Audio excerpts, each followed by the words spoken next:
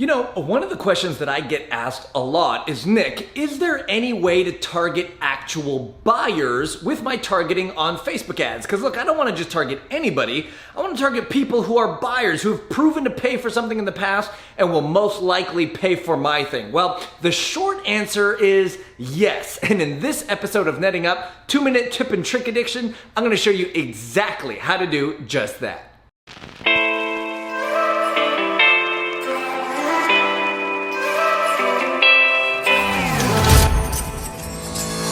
All right, so Nicholas here. I'm at my computer. I want to kind of show you and lay the groundwork of how this happened and what happened in order to kind of tee up the tip and trick. So I was on Facebook, as I usually am, scrolling through my newsfeed and saw an ad just like this one. I thought, oh, those are cool. I'm into shoes. I started kind of like clicking through here, and then I'm like, wow, these are really cool shoes. Let's go look more.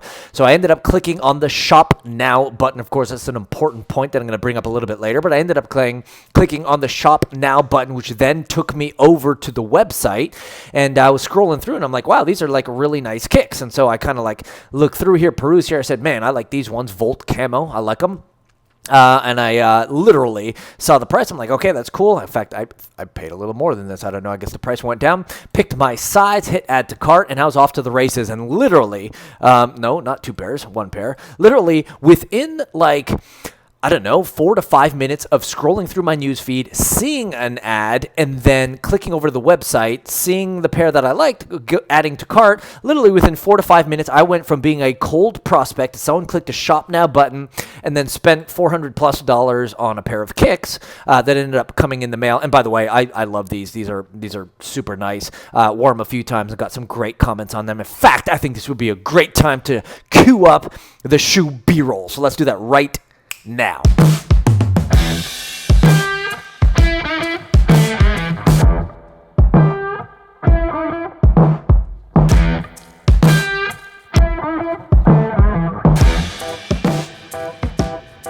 So this is how this could apply to you when you are running Facebook ads, particularly if you're running Facebook ads maybe in an e-commerce situation or where you're going direct to sale. So one of the clients that we work with has an amazing suite of products, one of them being, well, they're in the space of kind of like spirituality and that sort of thing. And one of the things they sell is these really cool multi-purpose yoga mats, okay? So in this particular campaign, I'll walk you through, like we're going, let's say after a U.S. audience, we're going after people who would most likely buy yoga mats. And so because we're going direct to sale, our conversion optimization is purchase. Again, that's not the point of the video, but I'm just going to walk you through how we set this up. We're optimizing for purchase, of course. We're setting a budget 3 to 5x what our goal CPL is, or sorry, goal CPA is. It's just kind of another thing that we do on budgeting. Again, not the purpose of this video, but now let's get to the actual targeting. So custom audiences we're going to avoid for this sake of this conversation. Let's say, again, that we're targeting U.S. Now, we will target other countries, but again, for this particular ad set, it's U.S. And I always like, just to keep it safe, we go English all, and this ensures that this is going to kind of native English-speaking speakers, so we're not wasting any ad budget on someone who may not understand the ads, right? So that being said then, when it comes to targeting, I mean, our typical something that we could just do is kind of like look up yoga, right? If they like the interest of yoga, or maybe they studied yoga, or they follow Yoga Journal, which is a publication specific to those who like yoga. Like, these are all probably prospective buyers, people who may be interested in the in a yoga mat. In fact, let's see if we can even take it a step further and just actually say yoga mat. Well, yeah, there we go. So there's an interest yoga mat. Of people who are interested in yoga mats. So again, for the sake of low-hanging fruit and what we're doing here, let's just go ahead and click that. Now, if I just left my targeting here, that wouldn't be all that bad, because at least we know we're putting yoga mat products and ads in front of people who like yoga mats.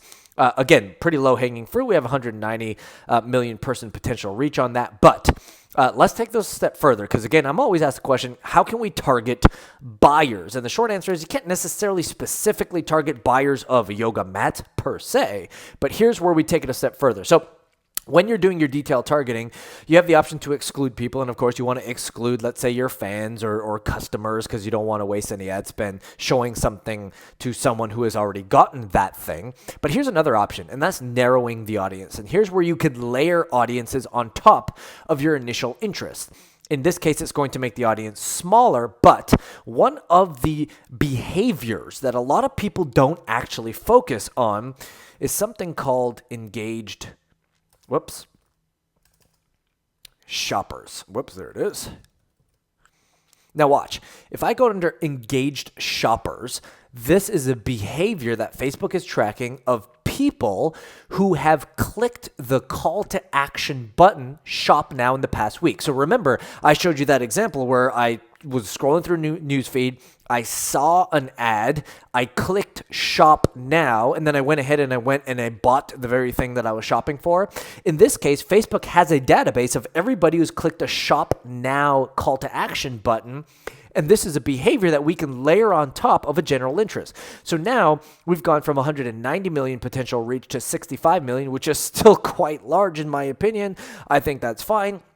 But now our ads are only going to be shown to two demographics, or a blend of these two demographics. Someone who, in fact, likes or shows interest in yoga mats, but also someone who in the last 7 days has clicked a shop now button, which, in my opinion, then, is someone who's an engaged buyer, someone who is far more likely to purchase something because their past behavior has dictated that they are in fact buyers, right? They clicked on a shop now button. That doesn't guarantee that they did buy something, but it showed intent. So what's the takeaway for you? If you're doing direct to sale, one of the targeting issues that most people leave out is this right here. You always start with a general interest that's wide-reaching and broad, but if you want to put it in front of potential buyers or people who have indicated the intent to buy, you narrow that behavior and you layer in this purchase behavior of engaged shoppers. By doing that, you are now going to ensure that your ad copy and creative is only displayed in front of those who are most likely going to buy or who have shown some sort of indication or intent that they are in fact buyers. By doing this, you get to see even better results with your e-commerce or direct-to-sale ad types. And all I can ask at this point is for you to take this information, go out and deploy it, and let me know about the results that you're getting. So, there you have it. It's as simple as that. The next time you do some targeting, make sure that you layer the engaged purchaser, the engaged buyer on top of your layering, and automatically you're going to get your ads in front of people who are most likely going to buy. I hope that was helpful for you. If it was, go ahead and like and share and let some other people know about this video. Until next time, I'll see you on the next episode of Netting Up.